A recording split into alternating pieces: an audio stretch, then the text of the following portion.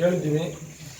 ಕೇಳಿದಾಗ ನಮ್ಮ ಶಶಿಯಣ್ಣ ಅವರು ನಮ್ಮ ರಾಜ್ಯಾಧ್ಯಕ್ಷರಾದ ಪ್ರವೀಣ್ ಶೆಟ್ಟರು ಹುಟ್ಟಿದಬ್ಬ ಪ್ರಯುಕ್ತವಾಗಿ ನಾವೊಂದು ಆಶ್ರಮಕ್ಕೆ ಹೋಗಕ್ಕೆ ಅಂದಾಗ ಇಂಥ ಕಡೆ ಒಂದು ಆಶ್ರಮ ಇದೆ ಹೋಗ್ರಿ ಅಡ್ಡಿಲ್ಲ ಅಂದರು. ಅವರ ಹೆಸರಲ್ಲಿ ನಾವು ಹಣ್ಣುಗಳು ಕೊಡಬೇಕು ಅಂತ ಕೇಳಿದಾಗ ಆಯಿತು ನಾನು ಬಾರಪ್ಪ ಕರ್ಕೊಂಡು ಹೋಗ್ತೀನಿ ಅಂತ ಹೇಳಿದರು. ಆದರೆ ಈ ಆಶ್ರಮ ಬಂದು ನೋಡಿದಾಗ ತುಂಬ ದುಃಖ ಆಯಿತು. ಯಾಕೆಂದರೆ ಈ ಮನೆಯಲ್ಲೂ ಕೂಡ ಹೆತ್ತ ತಾಯಿ ತಂದೆಯಲ್ಲೂ ಕೂಡ ಸರಿ ಇಷ್ಟು ಚೆನ್ನಾಗಿ ನೋಡ್ಕೊಳ್ಳೋಕ್ಕಾಗಲ್ಲ. ಯಾಕೆಂದರೆ ಅಷ್ಟು ಚಂದವಾಗಿ ನೋಡ್ಕಿದ್ದಾರೆ. ಹಾಗಾಗಿ ನಮ್ಮ ಕರ್ನಾಟಕ ರಕ್ಷಣಾ ವೇದಿಕೆ ನಾವು ಇಂಥ ಸ್ಥಳಕ್ಕೆ ಬರ್ತೀವಂತ ನಮಗೆ ಕೂಡ ಗೊತ್ತಿರಲಿಲ್ಲ. ಇವತ್ತು ಇಂಥ ಸ್ಥಳವನ್ನು ನೋಡಿ ನಮಗೆ ಒಂದು ದುಃಖ ಆಯಿತು. ಯಾಕೆಂದರೆ ಮನೆಗೆ ಹೇಗೆ ತಾಯಿ ತಂದೆ ಅಣ್ಣ ತಮ್ಮದಿರ್ತಾರೋ ಅದೇ ರೀತಿಯಾಗಿ ನಮ್ಮ ನಾಗರಾಜ್ ನಾಯಕ್ ಅವರು ಮತ್ತು ಅವರ ಪತ್ನಿ ಈ ಥರ ನೋಡ್ಕೊಳ್ತಿದ್ದಾರೆ ಅಂದರೆ ನಮಗೆ ಸಾಧ್ಯವೇ ಆಗಿರಲಿಲ್ಲ. ಯಾರೋ ಹೇಳಿದ್ರು ಕೆಲವರು ಹಿಂಗಿದೆ ಅಂತ ಹೇಳಿ. ಆದರೆ ನಾವು ಇಲ್ಲಿ ಬಂದು ನೋಡಿದಾಗ ಎಲ್ಲವರನ್ನ ಈ ಒಳಗಡೆ ಎಲ್ಲ ಒಳಗಡೆ ಹೋಗಿ ಅವರ ಇರುವ ಸ್ಥಿತಿ ನೋಡಿದರೆ ತುಂಬ ನೋವಾಯಿತು. ಯಾಕೆಂದರೆ ಇಂಥ ಸಾಗರ ತಾಲೂಕಲ್ಲಿ ಇಂಥ ಒಂದು ಈ ಥರ ಕೆಲಸ ಮಾಡ್ತಾರಂದರೆ ನೋಡಲಿಕ್ಕೆ ಸಾಧ್ಯ ಆಗಿರಲಿಲ್ಲ. ಆದರೆ ಇವತ್ತು ಈ ಪುನೀತ್ ಆಶ್ರಮ ಅಂತ ಹೇಳಿ ನಾವು ಈ ಆಶ್ರಮಕ್ಕೆ ಬಂದಾಗ ನಮ್ಮ ಕರ್ನಾಟಕ ರಕ್ಷಣಾ ವೇದಿಕೆ ಇಲ್ಲಿಗೆ ಬರ್ತೀವಿ ಅಂತ ಗೊತ್ತಿರಲಿಲ್ಲ. ನಾವು ಯಾವುದ್ರೆ ಇವತ್ತು ಬಂದಿದ್ದೀವಿ ಅಂದರೆ ಇವತ್ತು ನಮಗೆ ತುಂಬ ದುಃಖ ಆಯಿತು. ಯಾಕೆಂದರೆ ನಾವು ಕೂಡ ಇದು ಇದ್ದಿಲ್ಲ, ಬರ್ತೀವಿ ಅಂತ ನೋಡಿರಲಿಲ್ಲ. ಆದರೆ ನಮಗೆ ನೋಡಿ ತುಂಬ ದುಃಖ ಆಯಿತು.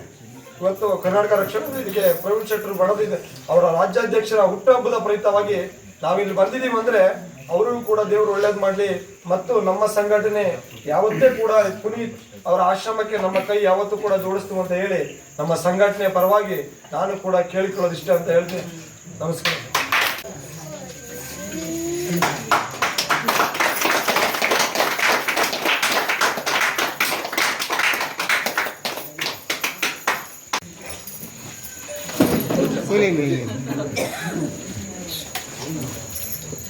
ಇಲ್ಲಿ ನೋಡಿ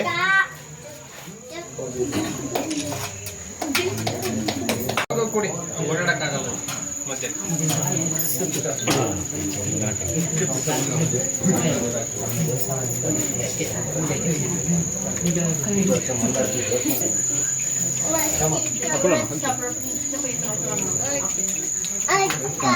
ಕಾಯಿನ ಬಿಡಿಸ್ಕೊಡ್ತೀನಿ.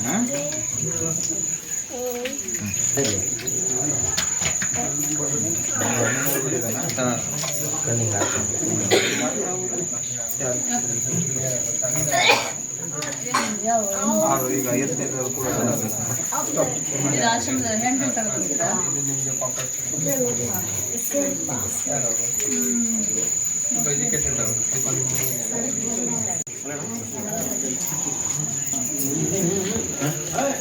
ಆಶ್ರಮ ಸ್ವೀಟ್ಸ್ ಅಂತ ಇದು ಒಳಗಿದ್ದವರೆಲ್ಲ ಕೊಡ್ತಾರೆ. ರವೀಣ ಒಳಗಿದ್ದವರೆಲ್ಲ ಕೊಡ್ತಾರೆ.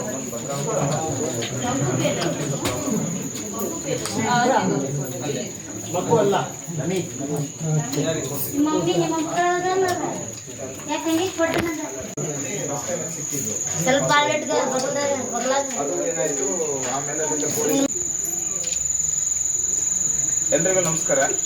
ನನ್ನ ಹೆಸರು ನಾಗರಾಜ್ ನಾಯ್ಕ ಅಂತ, ಮಮತಾ ನಾಯ್ಕ ಅಂತ ನಮ್ಮ ಮನೆಯವರು. ನಾವು ಸುಮಾರು 12 ವರ್ಷದಿಂದ ಅನಾಥಾಶ್ರಮ ಸೇವೆ ನಡೆಸ್ಕೊಂಡು ಬರ್ತಾ ಇದ್ದೇವೆ. ಎಲ್ಲೇ ಈ ಉತ್ತರ ಕನ್ನಡ ಜಿಲ್ಲೆ ಎಲ್ಲ ತಾಲೂಕು ಹಾಗೂ ಶಿವಮೊಗ್ಗ ಜಿಲ್ಲೆಯ ಸೊರಬ, ಸಾಗರ, ಶಿರಾಳಕೊಪ್ಪ, ಶಿಕಾರಿಪುರ ಹೀಗೆ ಎಲ್ಲೇ ರಸ್ತೆ ಮೇಲೆ ಯಾರೇ ಇದ್ರೂ ಕೂಡ ಪೊಲೀಸರು ನಮ್ಮ ಹತ್ರ ಅಥವಾ ಸಾರ್ವಜನಿಕರು ಅವರನ್ನು ಈ ಅನಾಥ ಸ್ಥಿತಿಯಲ್ಲಿರೋರನ್ನು ನಮ್ಮ ಹತ್ರ ಕಳಿಸ್ಕೊಡ್ತಾರೆ. ನಾವು ಅವರಿಗೆ ಊಟ ವಸತಿ ಮಾಡಿ ಅವರಿಗೆ ಟ್ರೀಟ್ಮೆಂಟ್ ಮಾಡಿ ಅವರ ಒಂದು ಆರೈಕೆ ಮಾಡ್ತಾ ಇದ್ದೇವೆ. ಒಂದು ಕುಟುಂಬವಾಗಿ ಅಂದರೆ ಅವರಿಗೆ ನಾವು ಹೊರಗಿನವ್ರುಗಳಲ್ಲ, ನಮ್ಮ ಒಂದು ಕುಟುಂಬವಾಗಿ ಅವರನ್ನು ನಮ್ಮ ತಂದೆ ತಾಯಿ, ಅಣ್ಣ ತಮ್ಮ, ಅಕ್ಕ ತಂಗಿ ಈ ಥರ ಅವರಿಗೆ ನಾವು ಒಂದು ಪ್ರೀತಿಯನ್ನು ತೋರಿಸ್ತೇವೆ. ಅವರು ಕೂಡ ನಮ್ಗೆ ಅದೇ ಥರ ಒಂದು ಪ್ರೀತಿ ವಿಶ್ವಾಸದಲ್ಲಿ ನಾವಿದ್ದೇವೆ. ಭಾಳಷ್ಟು ಜನರನ್ನ ಗುಣ ಮಾಡಿ ಅವ್ರ ರಿಲೇಷನ್ ಹುಡುಕಿ ಕಳಿಸ್ಕೊಟ್ಟಿದ್ದೇವೆ. ಇನ್ನು ಅನೇಕ ಜನರು ಡೆತ್ ಆಗಿದ್ದಾರೆ, ಅವರ ಅಂತ್ಯಕ್ರಿಯೆ ಕೂಡ ನಾವೇ ಮಾಡಿದ್ದೇವೆ. ಇನ್ನು ಬಹಳಷ್ಟು ಜನರನ್ನ ಬೆಂಗಳೂರಿನ ಬೇರೆ ಬೇರೆ ಸೆಂಟರ್ಗಳಿದ್ದಾವೆ, ಅನಾರೋಗ್ಯರು, ಕ್ಯಾನ್ಸರು, ಕುಷ್ಠರೋಗ ಈ ಥರ ಇರೋರನ್ನ ಸೇರಿಸಿದ್ದೇವೆ. ಇಲ್ಲಿ ಈಗ ಸುಮಾರು 80ಕ್ಕೂ ಹೆಚ್ಚು ಜನ ಆಶ್ರಯ ಪಡೆದಿದ್ದಾರೆ. ನಮ್ಮ ಸೇವೆಯನ್ನು ಗುರುತಿಸಿ ಇವತ್ತು ಕರ್ನಾಟಕ ರಕ್ಷಣಾ ವೇದಿಕೆ ಪ್ರವೀಣ್ ಶೆಟ್ಟರು ಬಣದವರು ಬಂದು ಅವರ ಜನ್ಮದಿನವನ್ನು ನಮ್ಮ ಆಶ್ರಮದಲ್ಲಿ ಆಚರಿಸ್ಕೊಂಡು ಸಾಗರ ತಾಲೂಕು ಘಟಕದ ವತಿಯಿಂದ ನಮ್ಮ ಆಶ್ರಮದಲ್ಲಿ ಆಚರಿಸಿಕೊಂಡಿದ್ದಾರೆ. ಹಾಗಾಗಿ ನಾನು ಈ ಕರ್ನಾಟಕ ರಕ್ಷಣಾ ವೇದಿಕೆಯ ಪ್ರವೀಣ್ ಶೆಟ್ಟರ್ ಬಣದವರ ಎಲ್ಲ ಪದಾಧಿಕಾರಿಗಳಿಗೆ, ಅಧ್ಯಕ್ಷರಿಗೆ ಹಾಗೂ ಎಲ್ಲ ನಾಯಕರುಗಳಿಗೆ ನಾನು ಹೃದಯಪೂರ್ವಕವಾಗಿ ನಾನು ಧನ್ಯವಾದ ತಿಳಿಸ್ತೇನೆ. ಆಶ್ರಮದಿಂದ ಹಾಗೂ ಹಾಗೆ ಸಾರ್ವಜನಿಕರು ಇನ್ನಷ್ಟು ನಮ್ಮ ಆಶ್ರಮವನ್ನು ಗುರುತಿಸಿ ನಮ್ಮ ಈ ಒಂದು ಆಶ್ರಮಕ್ಕೆ ಭೇಟಿ ಕೊಟ್ಟು ತಮ್ಮ ಕೈಲಾದ ಸಹಾಯ ಸಹಕಾರ ನೀಡಿದ್ರೆ ನಮಗೆ ಮುಂದಿನ ದಿನಗಳಲ್ಲಿ ಇನ್ನೂ ಸೇವೆ ಮಾಡೋದಕ್ಕೆ ಒಂದು ಇನ್ನಷ್ಟು ಒಂದು ಅವಕಾಶ ಆಗತ್ತೆ. ಹಾಗಾಗಿ ತಮ್ಮೆಲ್ಲರಿಗೂ ನಾನು ಕೇಳ್ಕೊಳ್ಳೋದಿಷ್ಟೇ, ನಮ್ಮ ಆಶ್ರಮವನ್ನು ನೀವು ಒಮ್ಮೆ ಭೇಟಿ ಕೊಡಿ ಹಾಗೂ ನಿಮ್ಮ ಕೈಲಾದ ಸಹಾಯವನ್ನು ನೀಡಿ ಅಂತ ನಾನು ಕೇಳ್ಕೊಳ್ತೀನಿ.